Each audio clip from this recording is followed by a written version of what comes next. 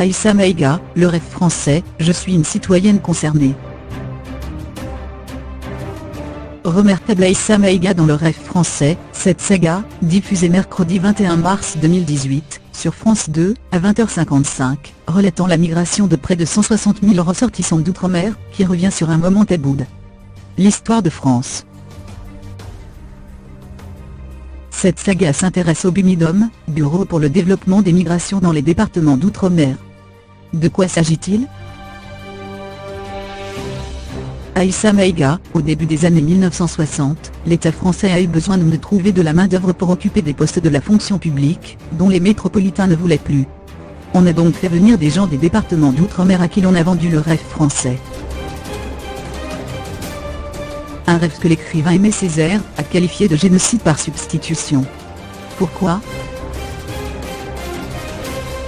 D'abord, parce que ces territoires ont été vidés de leurs forces vives. À une époque, aux Antilles, il n'y avait plus qu'un homme pour 5 femmes. Ensuite, parce que les travaux proposés étaient des jobs au rabais.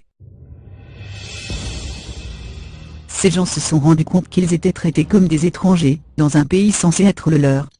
Les femmes, par exemple, étaient éduquées pour être des servantes, lors de scènes qui rappellent les pires heures de l'esclavage. Enfin, pour le sentiment de honte qui leur colle à la peau, même des années après.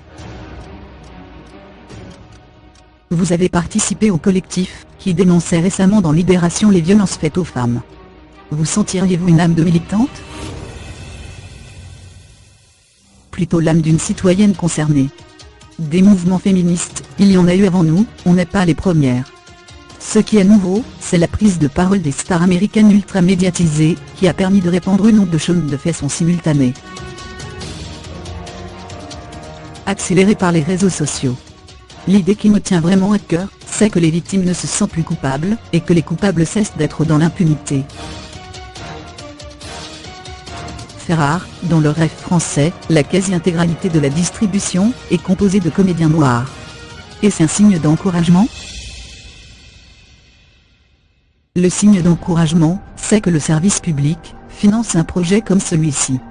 Il y a une dizaine d'années, ça aurait été impossible. Maintenant, que ça aille jusqu'à changer le visage des fictions françaises. Même si je suis quelqu'un de plutôt positif, je ne m'illusionne pas trop.